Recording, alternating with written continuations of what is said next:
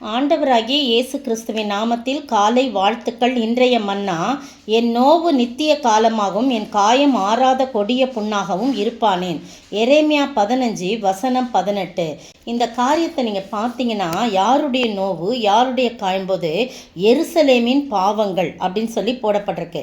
நீங்கள் ஃபஸ்ட்டு வசனமே 15:1 கர்த்தர் எரேமியா தீர்க்கதரிசியை நோக்கி, மோசேயும் சாமுவேலும் என் முகத்துக்கு முன்பாக நின்னாலும் என் மனம் இந்த ஜனங்கள் பட்சமாக சாரவே சாராது. இவர்கள் என் முகத்தை விட்டு புறப்பட்டு போகும்படி இவர்களை துரத்தி விடு. இவங்களுக்கு நான் எதுவுமே நான் என்ன பண்ண மாட்டேன், செய்ய மாட்டேன். இவங்களுக்கு நான் கட்டாயம் தண்டனை தான் வருவிப்பேன் அப்படின்லாம் சொல்லி ஆண்டவருடைய கோபம் ரொம்ப பற்றி எரிகிறது அவங்க மேலே.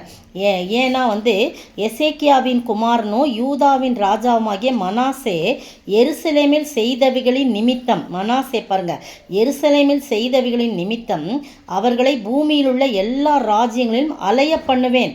அந்த எருசலேமுக்காக தான் ரொம்ப ஆண்டவர் துக்கப்படுறார்.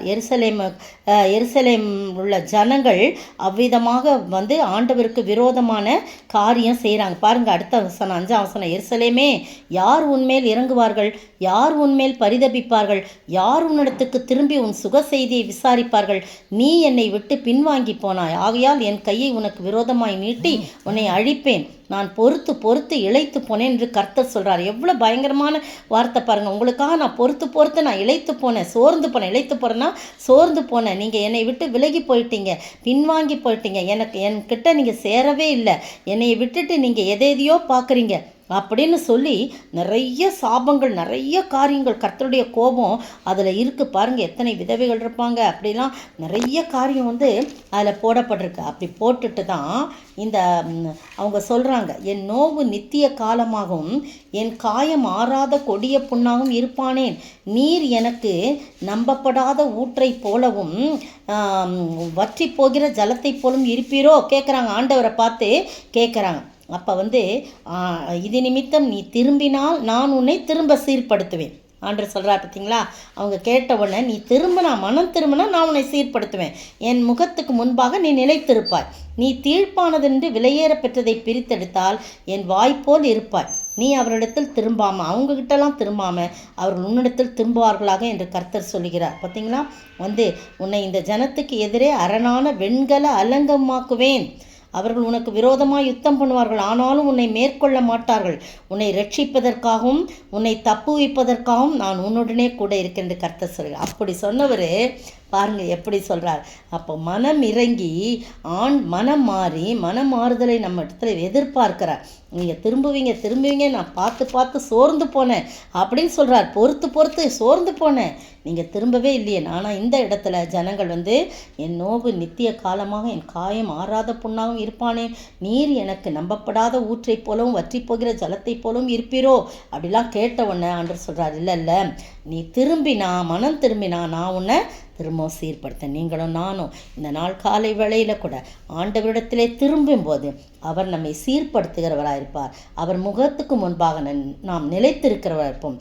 அப்படிப்பட்ட ஆசீர்வாதத்தை பெற்று நம்முடைய புண்களை ஆற்றப்படும்படியாக, நம்முடைய நோவு நீங்கும்படியாக அவருடைய சமூகத்திலே நம்மை தாழ்த்தி ஒப்பு கொடுப்போமா. ஜெபிப்போம்.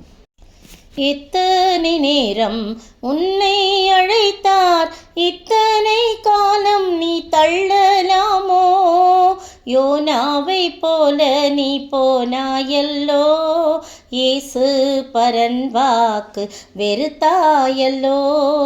யோனாவை போல நீ போனாயல்லோ, இயேசு பரன் வாக்கு வெறுத்தாயல்லோ. காணாத ஆட்டின் பின்னே கர்த்தர் கண்ணீரோடன் அலைந்தார், அன்போடு உன்னை அழைக்கின்றாரே, இன்றே திரும்பி நீ வா. சோத்தரிக்கிற ஆண்டவரே, துதிக்கிற ராஜா, எத்தனை நேரம் எங்களை அழைத்தீங்க, பொறுத்து பார்த்தீங்க ஆண்டவரே. ஆனாலும் நாங்கள் மனம் திரும்பாத பட்சத்தில் உங்களுடைய கோபம் பற்றி எரிந்தது.